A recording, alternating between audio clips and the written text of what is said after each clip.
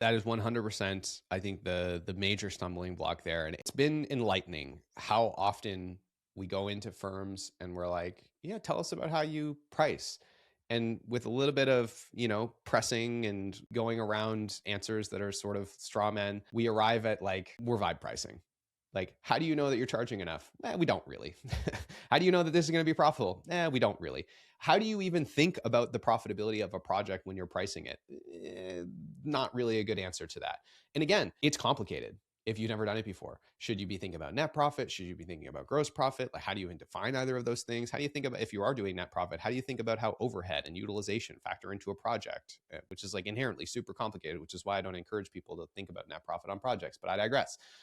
It's hard, right? So don't feel bad if you struggle with it, but that becomes the next thing. And it ties back to framework again. But until you do that, until you're clear on how much money are we charging, how much of that is hours, how much time do we expect this thing to take, then you can't look into the future and understand the financial forecast of the business or the capacity forecast of the business. And those are kind of the two forward-looking ways that I think it's important for people to have visibility. There's one other component here that I think is important, which is the precision trap. This is one of the key places that people fall into a precision trap.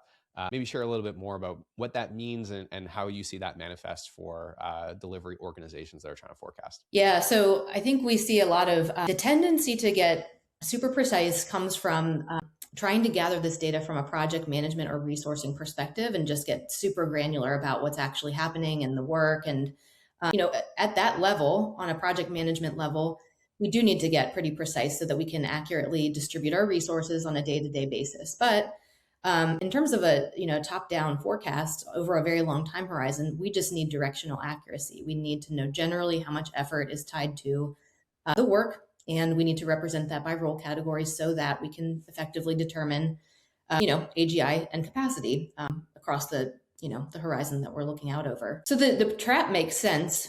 And that really is just one of the talking points that we need to, get through with our clients to make sure that we don't feel so much anxiety about nailing all those numbers at a very high level when we really just need some top line numbers to be able to make executive level decisions. I think that's it's a good description of it, right? Is like, and ultimately, just to put that in like very simple terms, I think a lot of people try to forecast by using a project management tool and assigning hundreds of tasks to dozens of people. So it's like you're trying to build a sandcastle out of like quicksand, essentially.